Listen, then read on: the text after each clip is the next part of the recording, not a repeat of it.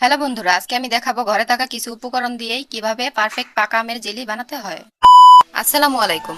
আমের জেলি বানানোর জন্য প্রথমে আমি 2টা আম কেটে ব্লেন্ড করে নিলাম। খুব ভালোভাবে ব্লেন্ড করতে হবে।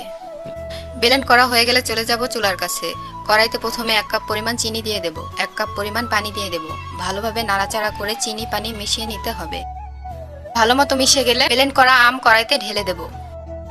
আম ঢেলে দেওয়ার পর খুব ভালোভাবে আম আর পানি মিশিয়ে নিতে হবে। ভালোভাবে নাড়াচাড়া করার পর দিয়ে দিতে হবে 2 থেকে 3 চা চামচ লেবুর রস। আপনারা চাইলে এখানে ভিনেগারও দিতে পারেন। লেবুর রস দেওয়ার পর ভালোভাবে মিশিয়ে নিতে হবে। নাড়াচাড়া করে ভালোভাবে মিশিয়ে নেওয়ার পর যখন দেখবেন যে এরকম ঘন হয়ে আসছে, তখন নামিয়ে নেবেন। নামিয়ে নেওয়ার পর জেলি ঠান্ডা হওয়ার জন্য রেখে দেবেন কিছুক্ষণ। ঠান্ডা হয়ে গেলেই রেডি আমাদের পারফেক্ট পাকা আমের জেলি। দেখুন কতটা সুন্দর হয়েছে এটা।